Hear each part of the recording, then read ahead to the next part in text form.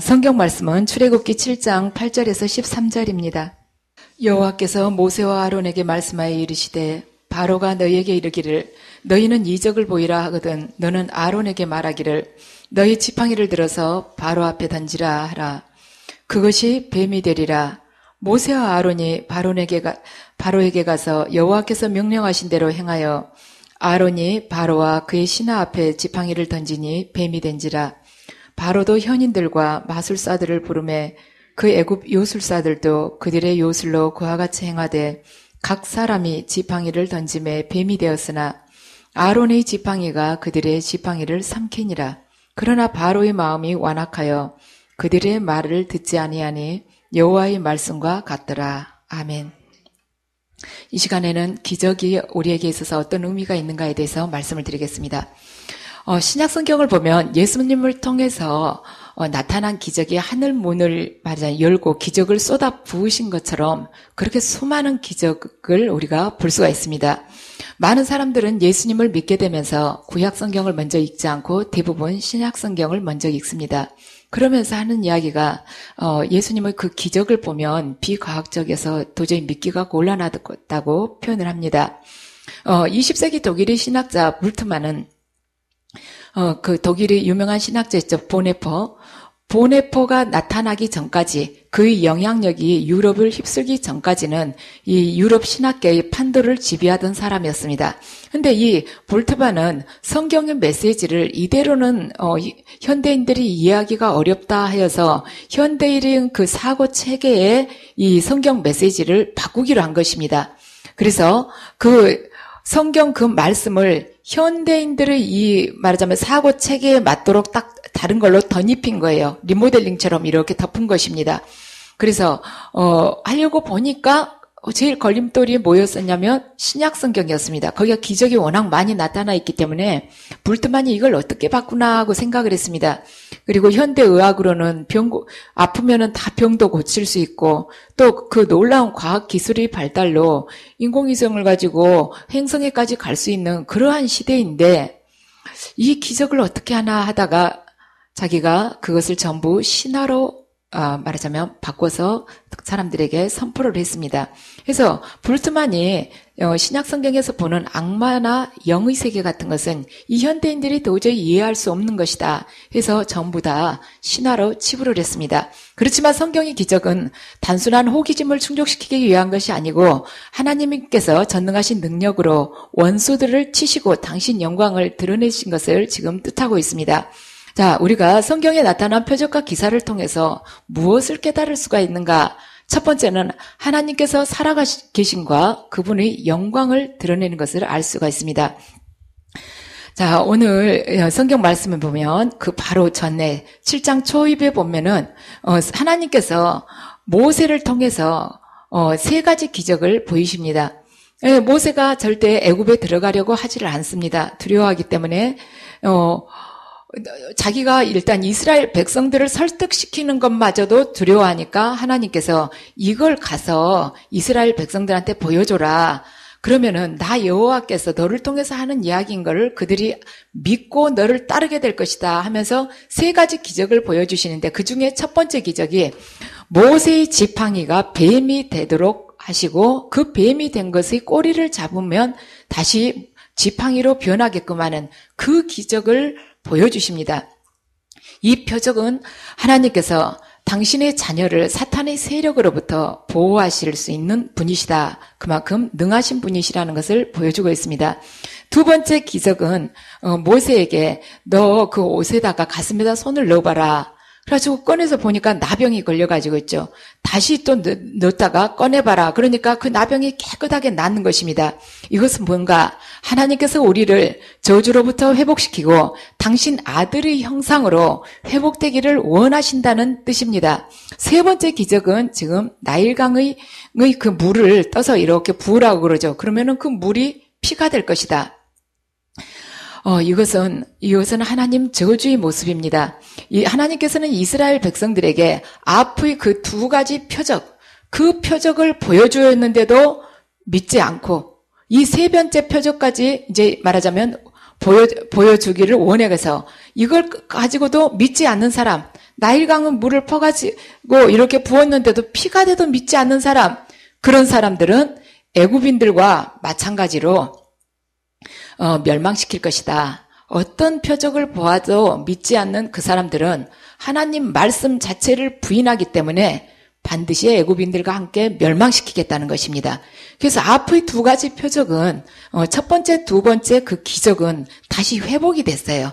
뱀의 꼬리를 잡으니까 지팡이로 됐고 또한 나병 걸린 손을 다시 품에 넣었다가 꺼내니까 다시 회복이 됐는데 세 번째 것은 회복되었다는 그런 말씀이 없습니다. 그래서 계속 기적을 보여줘도 믿지 않았을 경우는 결국에는 파멸이라는 것이죠. 이 나일강의 물이 피가 된다는 것은 그동안 하나님께서 우리에게 주셨던 축복을 다 거두어 가신다는 것을 뜻하고 있습니다.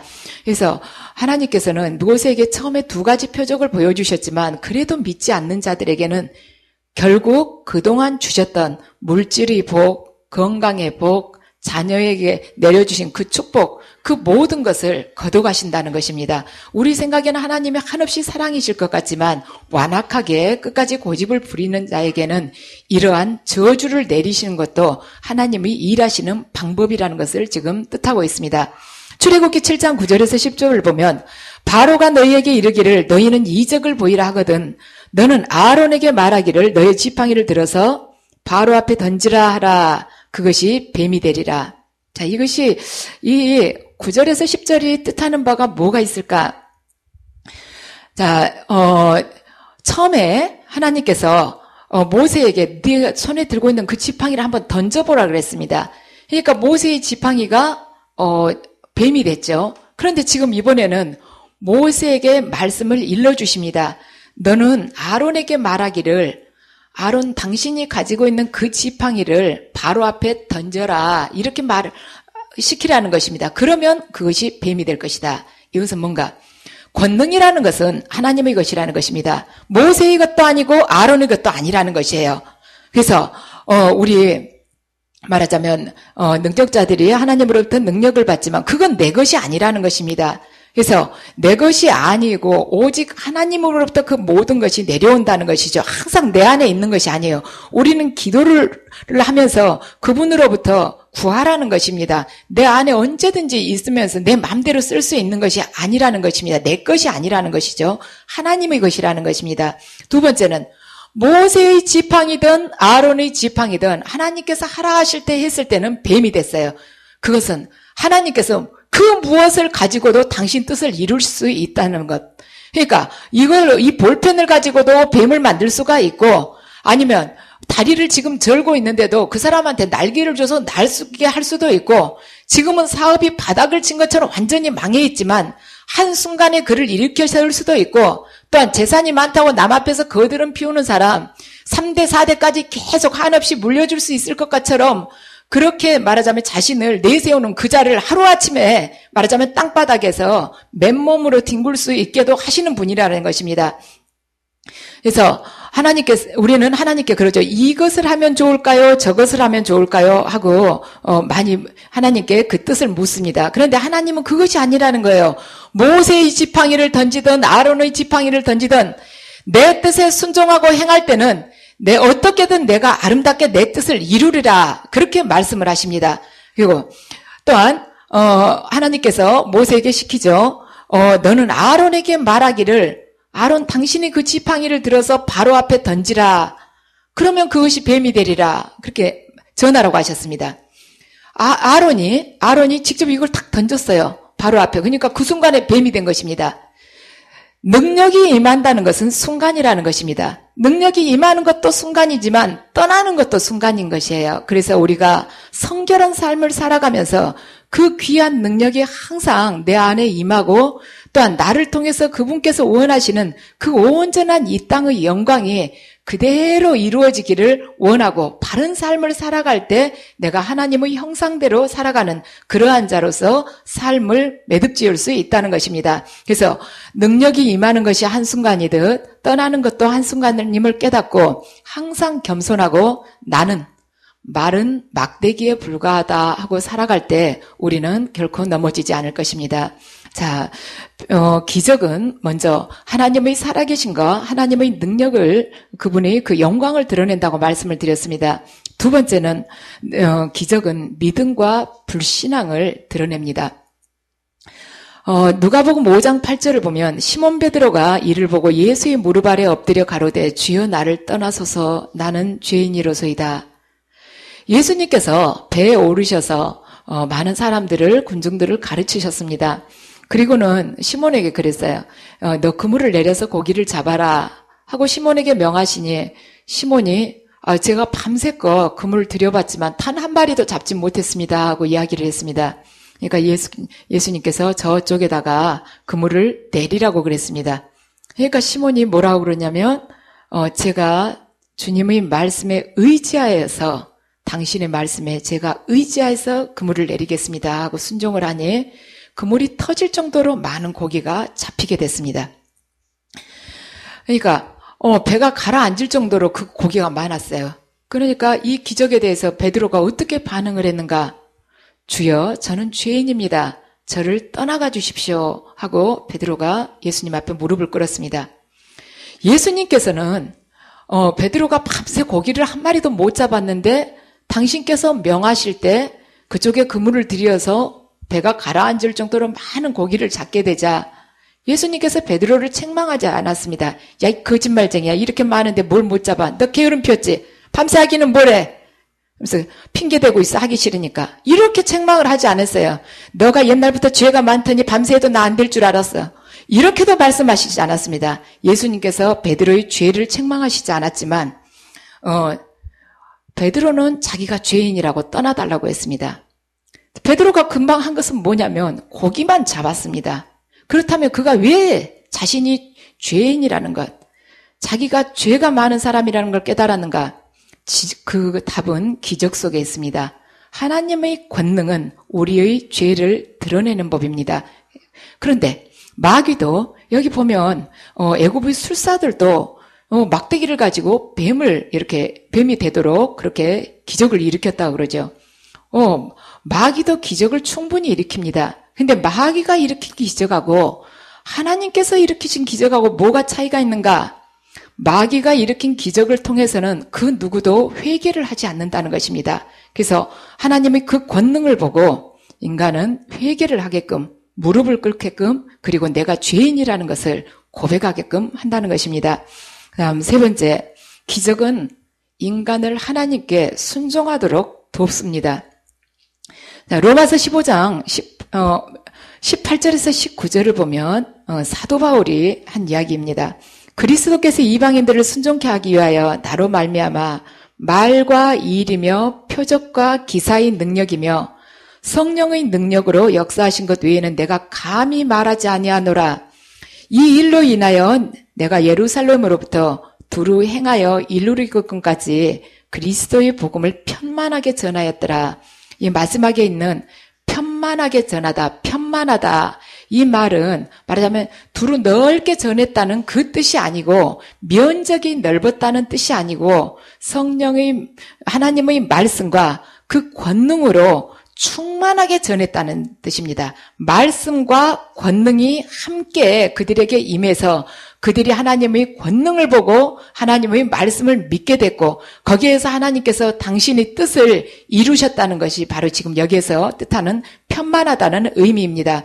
여기서 사도 바울은 표적과 기사로 나타난 성령의 능력을 통해서 이방인들이 순종하게 된 사실을 이야기를 하고 있습니다. 하나님의 능력이 나타나지 않을 때 복음은 절대로 완전한 메시지가 될 수가 없습니다. 이 능력이라는 것, 하나님의 권능, 바로 기적이라는 것은 뭐냐? 하나님께서 당신의 말씀이다. 우리들을 통해서 선포되는 하나님의 말씀이 바로 이것이 내가 선포하는 말이단다 하고 결제를 해주는 도장이나 똑같습니다. 하나님께서 스스로가 아멘이라고 우리에게 일러주시는 말씀하고 똑같아요. 어떠한 것에 대해서 선포했는데 하나님께서 바로 역사해 주셨다. 그러면 그건 바로 내가 아멘이라고 너희들한테 말하자면 내가 입증해 보여주는 것이다. 우리 어때요? 어디 가서 물건을 사면서 카드로 결제하면 어떻습니까? 거기서 가게 주인이 이렇게 쭉 그 전표를 하나 뽑아가지고 사인을 하라고 그러죠. 아래다가 사인하라고 그러지 않습니까? 그러면 우리가 딱 보고는 아, 10,000원짜리 물건 샀는데 정말 10,000원이라고 이렇게 했구나 하고는 탁 확인하고 사인하지 않습니까? 기적도 마찬가지라는 거예요. 하나님께서 내가 지금 이 사람을 통해서 하는 내 뜻과 말하자면 내가 하고자 하는 그 일이 정말 내 뜻대로 제대로 이루어지고 있다는 그 사인을 그 자리에서 딱 해주는 것이 바로 기적으로 나타난다는 것입니다. 또한 표적을 통해서 사람이 순종을 하게 됩니다. 마가복음 7장 25절에서 28절을 보면 스로보니게 여인이 예수님께 가서 부탁을 합니다. 제 딸이 귀신이 들렸습니다. 제 딸 안에 있는 그 귀신을 좀 몰아내달라고 부탁을 합니다. 그러니까 예수님께서 뭐라고 그러시냐면 자녀로 먼저 배불리게 할지니 자녀의 떡을 취해서 개들에게 주는 것은 마땅치 않다. 그러니까 이 여자가 뭐라고 그러냐면 주님 옳습니다. 그렇지만 개도 주인이 상해서 떨어지는 것은 좀 얻어먹지 않습니까? 하고 이야기를 합니다. 자, 이 여자는 귀신 들린 딸을 낫게 하기 위해서 여기저기 막 헤매고 다니다가 예수님 소식을 들었습니다.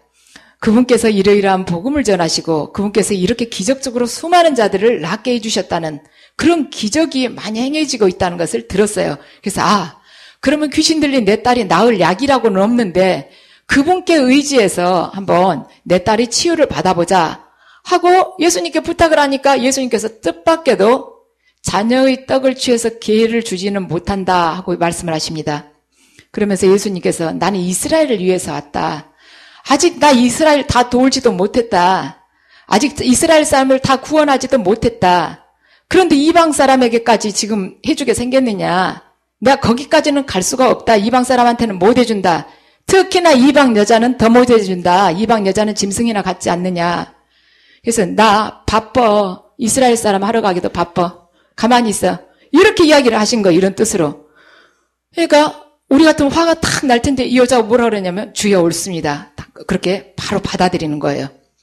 보통 우리들 마음 같으면 어땠으면 그 말 딱 듣는 순간 자녀의 떡을 취해서 그 개를 주지 못하겠습니까? 개 취급한다면 제 딸 죽어도 돼요. 죽으면 되지 뭐 그런 소리를 하냐고. 그러면서 사람 뭘로 알고 개인이 뭐니 지금 하고 있습니까? 당신 메시아라더니 메시아가 그렇게 막말해도 되는 거냐고. 안 고쳐줄란 말을 하고 어차피 지금까지 아팠었는데 안 나와도 상관없다. 내가 이렇게 더러운 소리 들으면서 사정해야겠냐고. 그리고 딱 자르고 돌아설 수 있지 않겠습니까? 그런데 이 여자는 주님께 주여 옳습니다 한 것입니다. 내 딸이 귀신 들린 것도 맞고 내 딸이 괴 취급 받는 것도 옳습니다. 100% 지금 수용하고 있는 것입니다. 이 수로보니게 여자는 예수님께서 많은 기적을 행하셨다는 것을 벌써 이미 전해 듣고 그분을 100% 믿고 있는 것이에요. 당신께서 하시는 그 모든 것을 제가 100% 믿습니다. 당신 역사해 주시기 바랍니다. 저희들 맞습니다. 개입니다. 그걸 인정합니다. 하지만 당신의 그 긍휼함을 저희가 간절히 구하고 있습니다. 역사해 주시기 바랍니다. 하고는 무릎을 꿇는 것이죠. 그래서 그 놀라운 신앙 고백을 통해서 예수님께서 그 딸을 낫게 해주십니다. 그렇지만 바로는 기적을 보고 더 완악해졌습니다. 우리가 태양을 기적이라고 한번 비유를 해놓고 봐봐요. 하늘에서 우리가 햇빛이 내리쬐고 있지 않습니까? 그러면 태양에서 내려온 이 빛은 만약에 오늘이 25도였다면 어디든지 다 25도로 이렇게 똑같은 그 온기를 가지고 임하게 돼요. 하나님의 기적도 마찬가지죠. 똑같이 이 수로보니게 여자의 딸이 귀신 들린 딸이 귀신이 떠나가고 딱 나았어요. 근데 그 상황에서 어떤 말하자면 반응이 나올 수 있는가? 태양이 이렇게 햇빛이 따뜻하게 쬐고 내려왔는데 얼음덩어리를 놔두면 얼음덩이는 녹아서 물이 됩니다. 그렇지만 찰흙을 이렇게 빚어가지고 이렇게 놔두면 찰흙은 어떻게 돼요? 딱딱하게 말라가죠. 그래서 하나님의 기적도 두 가지 반응을 일으킨다는 것입니다. 어떤 사람은 더 무릎 꿇고 순종하는 자가 되는 것이고 어떤 사람, 바로 같은 사람은 더 완악해진다는 것입니다. 찰흙이 태양 아래서 딱딱하게 굳어지듯이 더 고집스러워진 사람도 있고 얼음이 태양 아래에서 싹 녹듯이 하나님께 순종하는 자로 바뀐다는 것입니다. 그래서 기적이라는 것은 기적 그 자체가 지금 중요한 것이고 어떤 목적을 가지고 있습니다. 기적 그 자체가 지금 목적이 아닙니다. 자, 오병이어의 기적은 물고기 2마리와 떡 5개로 해서 2만 명 넘는 군중을 예수님께서 먹여주셨습니다. 그들을 배부르게 먹여주셨습니다. 지금 오병이어의 기적은 배부르게 만드는 것이 목적이 아닙니다. 왜냐하면 그들은 다음날 되면 또 배가 고팠어요. 그날 그 들판에서 그렇게 배부르게 먹었지만 다음날 되니까 또 배가 다 꺼지고 또 고팠습니다. 그것이 목적이 아니었다는 것입니다. 병 고침을 우리가 받더라도 결국에 우리는 죽게 됩니다. 하나님으로부터 물질 축복을 우리가 넘치게 받았다 할지라도 우리는 이 땅에 올 때와 같이 떠날 때 결국에 우리는 빈손으로 가게 된다는 것입니다. 그래서 하나님께서는 기적을 통해서 당신이 살아계신가 성경에 기록된 하나님의 말씀의 영원하심을 우리가 깨닫기를 원하십니다. 그래서 사람들이 그 영광을 보고 영원한 세계가 있음을 깨닫기를 원하십니다. 또한 우리들 모두가 하나님을 온전히 만나기 전에는 욕망을 채우기 위해서 날마다 자기 무덤 파는 삶을 살아왔습니다. 그렇지만 그 날마다 매일매일 뭔가 열심히 하지만 내 무덤 파는 그 삶으로부터 말하자면 돌아서기를 원하시는 것입니다. 그래서 마침내는 무엇을 원하시는가? 예수 그리스도의 고난에 참여해서 자신의 삶을 주님을 위해서 번제물로 드리는 자가로 변화되기를 원하시는 것이 바로 기적의 목적입니다. 그래야 해서 죽은 나사로를 살리신 주님께서는 우리 모두가 당신 앞에 드려지는 거룩하고 흠없는 제물이 되어서 말하자면 죄와 질병, 죽음과 절망의 공포에 묶여있는 영혼들을 풀어 놓아주는 자가 되기를 원하시는 것입니다. 그래서 기적은 그 순간에 일어난 그 기적 자체에만 말하자면 목적이 있는 것이 아니라 그리스도의 고난에 참여하여서 죄와 질병과 죽음과 말하자면 절망의 공포에 놓여있는 영혼들을 풀어 놓아주는 자가 되는 것까지가 바로 기적의 목적인 것입니다. 그래서 사탄에 결박된 영혼들을 풀어놓고 걸어다니게 하는 자, 이 자가 되게 하는 것이 주님의 목적이라는 것입니다. 그래서 사탄에 결박된 그 영혼들을 풀어놓아 걸어다니게 하는 자, 이 영광스러운 호칭이 이 땅에 사는 동안 여러분들이 또 하나의 이름이 되시기 바랍니다.